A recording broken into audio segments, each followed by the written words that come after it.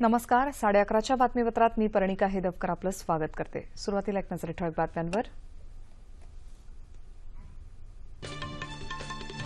दहशतवाद्यांकडून पाकिस्तान आणि इराकमध्ये आत्मघातकी हल्ले. पाकमध्ये 76 तर इराकमध्ये 60 जण दगावले. आयएसआयनं स्वीकारली हल्ल्याची जबाबदारी. मध्यम आणि अल्प उत्पन्न गटातल्या नागरिकांना कायदेविषयक सुविधा उपलब्ध करून देण्यासाठी सर्वोच्च न्यायालयाकडून विशेष योजना. विमुद्रीकरणाचा एवढा मोठा निर्णय आणि त्याची अंमलबजावणी देशात प्रथमच प्रभावीपणे राबवल्याबद्दल वित्तमंत्र्यांकडून यंत्रणेचं कौतुक. 11 जिल्हा परिषदांच्या दुसऱ्या टप्प्यातल्या आणि 10 महानगरपालिकांच्या निवडणुकीसाठी आजही दिग्गज नेत्यांकडून राज्यात दिवसभर प्रचाराचा निनाद. आणि विमुद्रीकरणानंतर 9 लाख खाती संशयास्पद. प्राप्तिकर विभागाकडून मार्चनंतर कारवाईची शक्यता.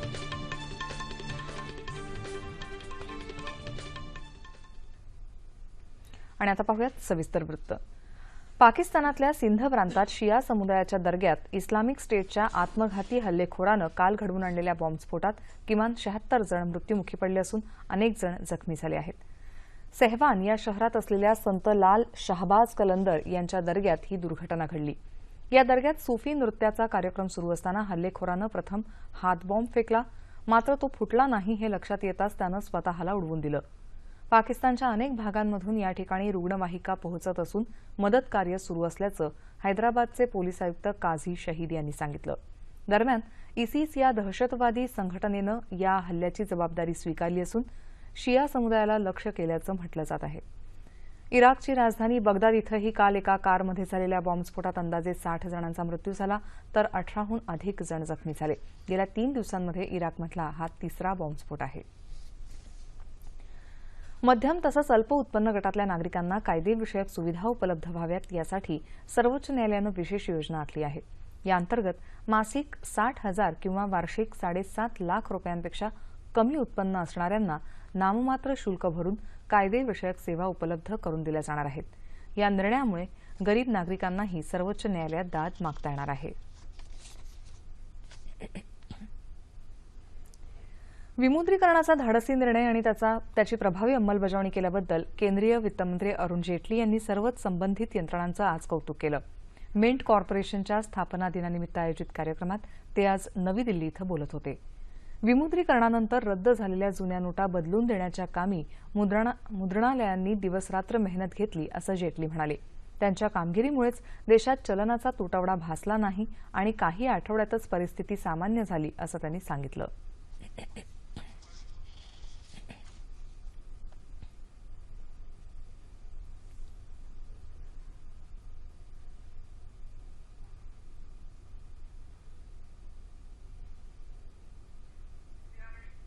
बहुत लंबे अर्जी काल तक 24 घंटे काम करना, बिना ब्रेक के काम करना और एक एफिशिएंसी के साथ उसको पूरा कर पाना, मुझे लगता है उस सब के लिए आप लोग अभिनंदन के पात्र हैं. मुझे लगता है कभी न कभी जब कोई इतिहासकार इस पे शोध करेंगे या इस पे ऊपर लिखेंगे तो निश्चित रूप से एक अध्याय, एक चैप्टर उसमें यह भी होगा कि किस प्रकार से इसकी प्रिंटिंग इतनी तेजी से करके, और केवल तेजी से नहीं करना, जो पूर्ण रूप पहले रूप से की उसको गुप्त रखना.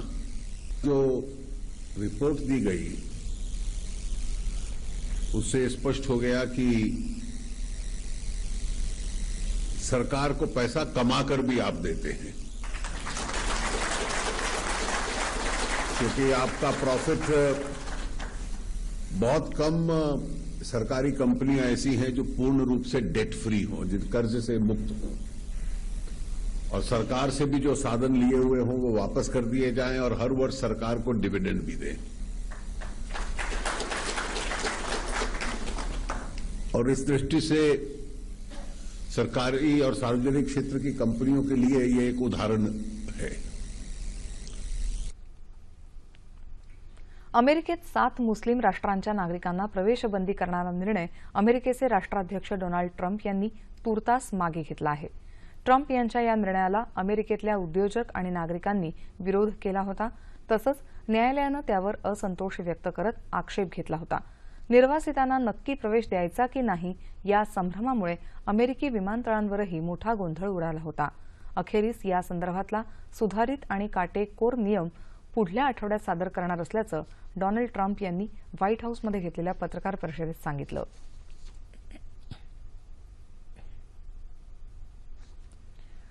राज्यातल्या 10 महानगरपालिका आणि दुसऱ्या टप्प्यातल्या जिल्हा परिषद आणि पंचायत समित्यांच्या निवडणुकांसाठी बहुतेक सर्वच राजकीय पक्षांचे दिग्गज नेते प्रचारात उतरले आहेत. विविध आश्वासनं आणि घोषणांसोबतच आरोप प्रत्यारोपांच्या फैरी झडत आहेत. राज्यात आजही बऱ्याच जिल्ह्यांमध्ये प्रचारसभा आणि पत्रकार परिषदा होत आहेत. केंद्रीय मंत्री व्यंकय्या नायडू, नितीन गडकरी यांच्यासह देवेंद्र फडणवीस, धनंजय मुंडे, राधाकृष्ण विखे पाटील, दिग्विजय सिंग, उद्धव ठाकरे, अशोक चव्हाण, रामदास आठवले आणि अनेक नेते आजही राज्यात प्रचाराची रणधुमाळी उडवून देणार आहेत.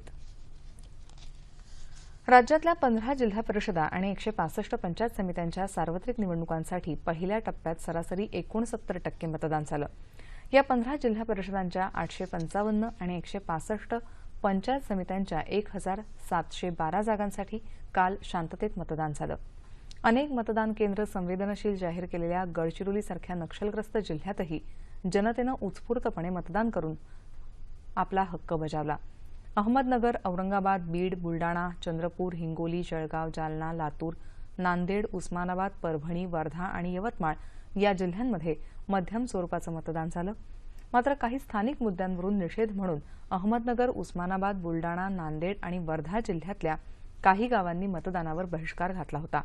एकंदरीत पाहता उन्हाचा कडाका आणि तापमानात अचानक वाढ झाली असतानाही मतदारांनी मोठ्या उत्साहात रांगा लावून मतदान केल्यामुळे मतदानाच्या टक्केवारीत वाढ झाली. दुसऱ्या टप्प्यात 21 फेब्रुवारीला 11 जिल्हा परिषदा आणि 118 पंचायत समित्यांसाठी मतदान होईल.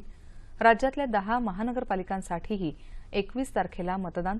दोन्ही टप्प्यातल्या निवडणुकांची मतमोजणी 23 फेब्रुवारीला होणार आहे.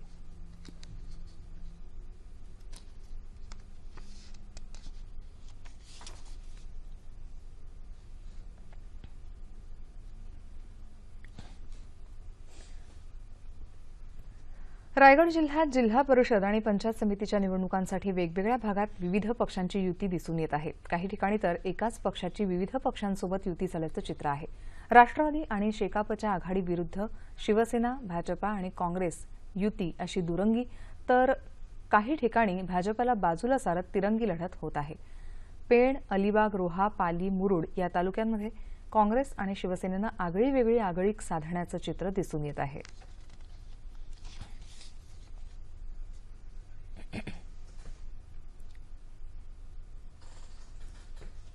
ज्या ज्या ठिकाणी काँग्रेसचं प्राबल्य आहे त्या त्या ठिकाणी काँग्रेसला त्यामध्ये आम्ही हे दिलेलं आहे. इथे शिवसेना ते शिवसेना दिलेलं आहे.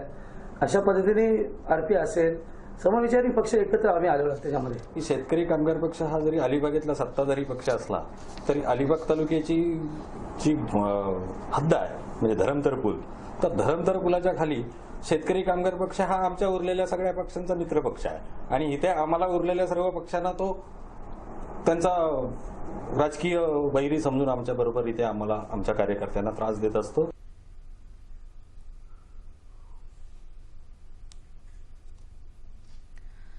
मुंबई हे देशाच्या विकासाचं इंजिन असून त्याला गती देण्यासाठी भाजपला एकहाती सत्ता द्या असं आवाहन केंद्रीय मंत्री नितीन गडकरी यांनी केलं आहे. मुंबईत विलेपार्ले इथं आयोजित भाजपच्या प्रचारसभेत त्यांनी काल शिवसेनेवर कडाडून टीका केली. गेली 20 वर्ष मुंबईत शिवसेनेची सत्ता आहे, मात्र मुंबईतले रस्ते, कचरा निर्मूलन, जलशुद्धीकरण हे प्रश्न अनुत्तरितच आहेत. शिवसेनेला फक्त टक्केवारी हवी असते, विकासाशी त्यांचं काही देणं घेणं नाही असं गडकरी म्हणाले. युती करताना दोन्ही पक्षांना एकमेकांची गरज असते हे विसरून चालत नाही. भाजपनं नागपूरमध्ये विकासाचा अजेंडा राबवला, मुंबईत मात्र स्थायी समिती आणि महापौर पद शिवसेनेकडे असूनही मुंबईत विकासकामं झाली नाहीत असा आरोप गडकरी यांनी केला.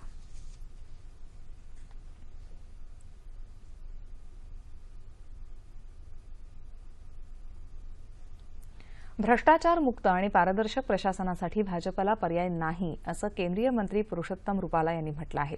मुंबईत काल झालेल्या भाजपच्या प्रचारसभेत ते बोलत होते. देशात काँग्रेसच्या राज्यात स्पेक्ट्रम, कोळसा खाण वाटप आणि इतर अनेक क्षेत्रात मोठे घोटाळे झाल्याचं सर्वश्रुत असल्याचं त्यांनी सांगितलं. मुंबईच्या विकासाकरता महापालिका निवडणुकीत भाजपच्या पारड्यात मतं घाला असं आवाहन त्यांनी केलं.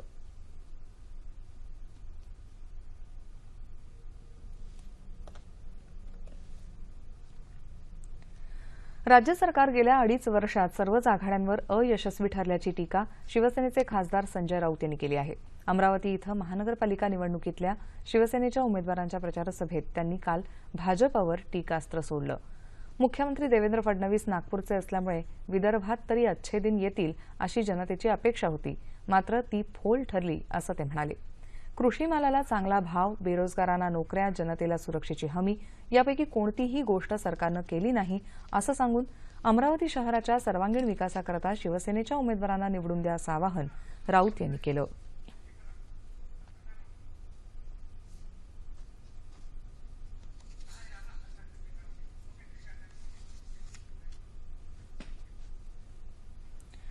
जिल्हा परिषद, पंचायत समिती आणि महानगरपालिका निवडणुकांच्या पार्श्वभूमीवर राज्यात ठिकठिकाणी विविध पक्षांच्या प्रचारसभा होत आहेत. काल राज्यभरात झालेल्या प्रचारसभांचा हा वृत्तांत.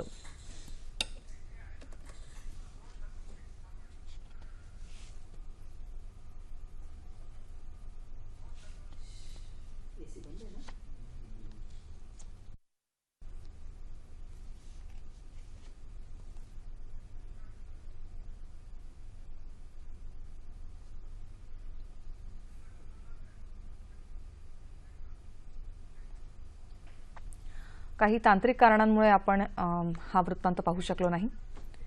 पाहूयात पुढली बातमी. आगामी महानगरपालिका निवडणुकीत मतदारांनी जास्तीत जास्त मतदान करावं यासाठी निवडणूक आयोग प्रयत्नशील असताना उल्हासनगर महापालिकेनंही एक अनोखी शक्कल लढवली आहे. या निवडणुकीत मतदान करणाऱ्या मतदाराला वस्तूंच्या खरेदीवर तसंच काही सेवांमध्ये सवलत देण्याची योजना उल्हासनगर महापालिकेनं जाहीर केली आहे. त्यानुसार रिक्षा भाड्यात सूट, तयार कपडे, उपाहारगृहातल्या खाद्यपदार्थांवर 20% सूट दिली जाणार असून इथल्या डॉक्टरांनीही त्यांच्या मानधनात 50% सूट देण्याची घोषणा केली आहे. मतदानाचा टक्का वाढावा यासाठी आखलेल्या या अनोख्या योजनेबद्दल उल्हासनगर महापालिकेचे आयुक्त राजेंद्र निंबाळकर यांनी माहिती दिली. जिल्हा परिषद, पंचायत समिती आणि महानगरपालिका निवडणुकांच्या पार्श्वभूमीवर राज्यात ठिकठिकाणी विविध पक्षांच्या प्रचारसभा होत आहेत. काल राज्यभरात झालेल्या प्रचारसभांचा वृत्तांत आता पाहूयात.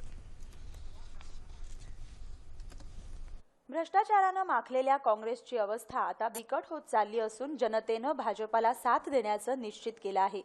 पुणेकरांनी देशात आणि राज्यात जशी भाजपाला साथ दिली तशी आता महापालिकेतही द्यावी असं केंद्रीय मंत्री व्यंकय्या नायडू यांनी म्हटलं आहे. महानगरपालिका निवडणुकीसाठी पुण्यात घेतलेल्या प्रचारसभेत ते काल बोलत होते. पुणे आणि पिंपरी चिंचवड या दोन्ही शहरांचा विकास करण्यासाठी भाजपा वचनबद्ध असल्याचं ते म्हणाले. केंद्र सरकारनं मेट्रो रेल्वे, नदी शुद्धीकरण, सांडपाणी व्यवस्थापन या कामांसाठी निधी उपलब्ध करून दिला आहे. जनतेनं भाजपाला महापालिकेतही बहुमत दिलं तर विकास कामांना वेग येईल अशी ग्वाही त्यांनी दिली. स्थानिक स्वराज्य संस्थांच्या निवडणुकीच्या निमित्तानं राज्यभरात सर्वच पक्षातल्या दिग्गज नेत्यांनी प्रचाराचा सपाटा लावला आहे. मुख्यमंत्री देवेंद्र फडणवीस यांनी काल सांगली जिल्ह्यातल्या कवलापूर इथं जाहीर सभा घेतली. दुष्काळी भागातल्या सिंचन योजनांचा, वीज आणि पाणीपट्टीचा प्रश्न कायमस्वरूपी सोडवला जाईल असं देवेंद्र फडणवीस यांनी सांगितलं. भाजपा ही बँक असून यात जर तुम्ही मतांचं डिपॉझिट केलं तर 5 वर्षात हे डिपॉझिट विकासाच्या रूपानं 5 पट वाढीनं तुम्हाला मिळेल असंही मुख्यमंत्री म्हणाले. ज्या प्रकारे एखाद्या बँकेमध्ये आपण ठेव ठेवतो आणि त्याच्यावर व्याज घेतो त्याचप्रमाणे आपलं मत आहे. हे मत त्या बँकेतल्या ठेवीसारखं आहे जे आपण कोणाला तरी ठेव म्हणून देतो आणि अपेक्षा व्यक्त करतो की विकासाच्या रूपानं आपल्याला त्याच्यावर व्याज परत मिळेल. तुम्हाला दाव्यानं सांगतो, या बँकेमध्ये तुमच्या मताचं डिपॉझिट दिलं तर 5 वर्षामध्ये 5 पट व्याजासहित विकास करून दाखवू आणि तुमचं डिपॉझिट परत करू. पंतप्रधान आवास योजनेअंतर्गत गरजू आणि गरिबांना घरं मिळवून देऊ असं त्यांनी सांगितलं. देवेंद्र फडणवीस यांनी काल साताऱ्यातल्या कराड इथंही प्रचारसभा घेतली. काँग्रेस आणि राष्ट्रवादी काँग्रेसनं पश्चिम महाराष्ट्रातल्या सहकारी संस्था मोडीत काढल्या तसंच सहकारी बँका आणि सहकारी साखर कारखाने बंद पाडले असा आरोप त्यांनी यावेळी केला. सहकाराचा स्वाहाकार केलेल्या या नेत्यांना वेळीच ओळखा आणि भाजपाला सहकार्य करा असं आवाहन त्यांनी केलं. कोल्हापूर जिल्ह्यातल्या हातकणंगले तालुक्यातल्या कोरोची इथंही मुख्यमंत्र्यांची प्रचारसभा झाली. केंद्र आणि राज्यात भाजपची सत्ता आल्यानं परिवर्तन घडत असल्याचा विश्वास जनतेमध्ये निर्माण झाला आहे. शेती, शिक्षण, आरोग्य, रोजगार आणि निवारा या मूलभूत गरजा भागवण्यासाठी शासनही विविध योजना राबवत असल्याचं त्यांनी सांगितलं. शासनाकडून विकासासाठी मिळणारा निधी अयोग्य व्यक्तींच्या हाती देऊ नका असं आवाहनही त्यांनी केलं. भाजपा द्वेषानं पछाडलेला असून त्यांची जोखड नको म्हणून शिवसेनेनं यावेळी स्वतः 25 वर्षांची युती तोडली असं वक्तव्य शिवसेना प्रमुख उद्धव ठाकरे यांनी काल नाशिकमध्ये प्रचार सभेत केलं. शिवसेनेनं भाजपाला कठीण काळात मदत केली, मात्र त्यांची आत्ताची कृती शिवसेनेला समजत नसल्याचं सांगून शेतकऱ्यांना पूर्णतः कर्जमाफी हवी असंही ठाकरे म्हणाले. सामना हे फक्त वृत्तपत्र नसून शिवसेनेचं शस्त्र आहे. यावर जर बंदी घालण्याचा प्रयत्न केला तर त्यानंतर निर्माण होणाऱ्या परिस्थितीला भाजपा जबाबदार असेल असा इशाराही उद्धव ठाकरे यांनी दिला. विकास कामं करून शहरांचा कायापालट करण्यासाठी मनसेला सत्ता सोपवण्याचं आवाहन अध्यक्ष राज ठाकरे यांनी केलं आहे. शिवसेना आणि भाजपा हे दोन्ही पक्ष जनतेला मूर्ख बनवण्यासाठी नवनवीन कृत्या लढवत आहेत असा आरोप त्यांनी काल पुण्यात झालेल्या प्रचार सभेत केला. निवडणुकीपूर्वी भांडून वेगवेगळं लढायचं आणि निवडणुका संपल्या की एकत्र यायचं ही या दोन्ही पक्षांची जुनी खेळी असून जनतेच्या हिताशी त्यांचं देणं घेणं नाही अशी टीका त्यांनी केली. सभा आहेत का आखाडे आहेत तेच कळत नाही. पण सगळं कसं बरोबर ठरवून चाललंय बघा. लोकांना मूर्ख बनवायचा एक धंदा काढलाय. वेगवेगळं लढायचं, भांडायचं, वर्तमानपत्रांमध्ये आणि चॅनलमध्ये स्वतःवरती सगळं लक्ष केंद्रित झालं पाहिजे आमच्या भांडणावरती. निवडणुका संपल्या की परत एकत्र यायचं. कल्याण डोंबिवलीला तेच केलं, विधानसभेलाही तेच केलं, आताही तेच करतायत. शिवसेना आणि भाजपाचा कारभार काँग्रेस राष्ट्रवादी काँग्रेस सारखाच असून त्यांच्यावर किती विश्वास ठेवायचा हे जनतेनंच ठरवावं असं राज ठाकरे म्हणाले. इतकी वर्ष सत्ता देऊनही कामं होणार नसतील तर या पक्षांना मतं का द्यायची असा प्रश्न त्यांनी उपस्थित केला. यावेळी नाशिक महापालिकेच्या माध्यमातून केलेल्या विकास कामांचा आढावा त्यांनी घेतला.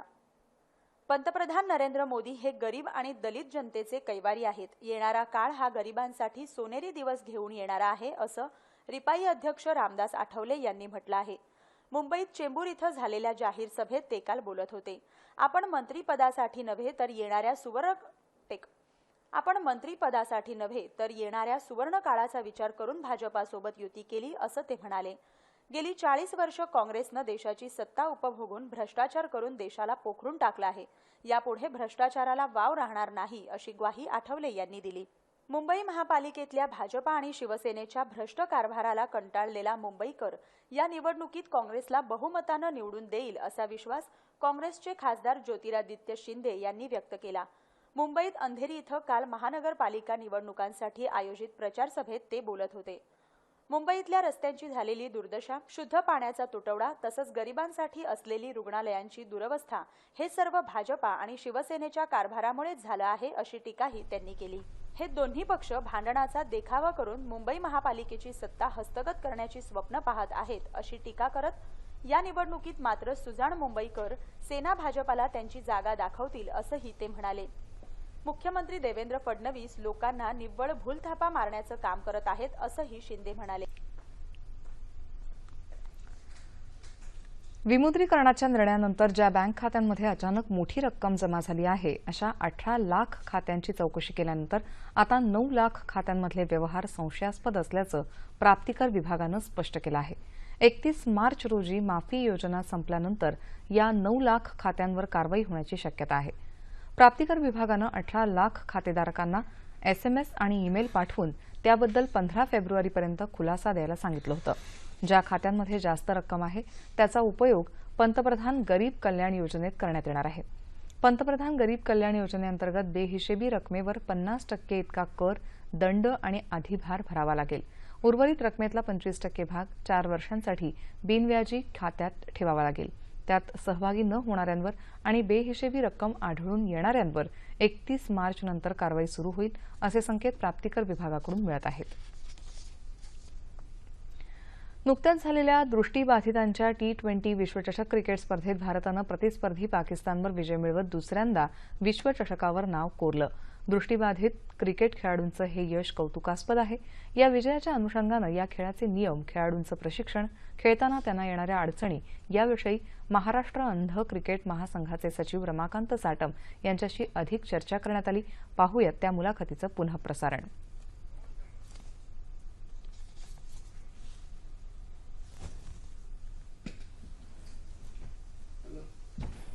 ओ माईक.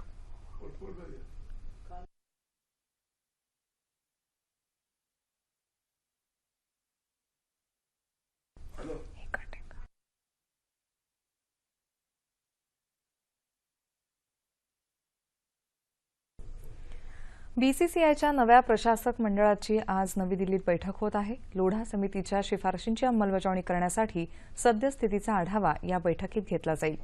माजी महालेखापाल विनोद राय यांच्या नेतृत्वाखाली ही बैठक होणार असून विक्रम लिमये, डायना एडलजी आणि रामचंद्र गुहा या बैठकीत सहभागी होतील.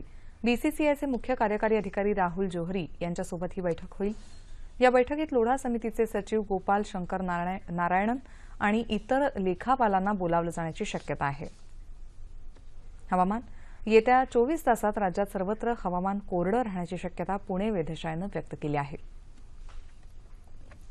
ठळक बातम्या पुन्हा एकदा. दहशतवाद्यांकडून पाकिस्तान आणि इराकमध्ये आत्मघातकी हल्ले. पाकमध्ये 76 तर इराकमध्ये 60 जण दगावले. आयएसआयनं स्वीकारली हल्ल्याची जबाबदारी. मध्यम आणि अल्प उत्पन्न गटातल्या नागरिकांना कायदेविषयक सुविधा उपलब्ध करून देण्यासाठी सर्वोच्च न्यायालयाकडून विशेष योजना. विमुद्रीकरणाचा एवढा मोठा निर्णय आणि त्याची अंमलबजावणी देशात प्रथमच प्रभावीपणे राबवल्याबद्दल वित्तमंत्र्यांकडून यंत्रणेचं कौतुक. जिल्हा परिषदांच्या दुसऱ्या टप्प्यातल्या आणि 10 महानगरपालिकांच्या निवडणुकीसाठी आजही दिग्गज नेत्यांकडून राज्यात दिवसभर प्रचाराचा निनाद. आणि विमुद्रीकरणानंतर 9 लाख खाती संशयास्पद. प्राप्तिकर विभागाकडून मार्चनंतर कारवाईची शक्यता. याबरोबरच हे बातमीपत्र संपलं. पुन्हा भेटूया दुपारी 2:30 वाजता सह्याद्री वाहिनीवर. नमस्कार.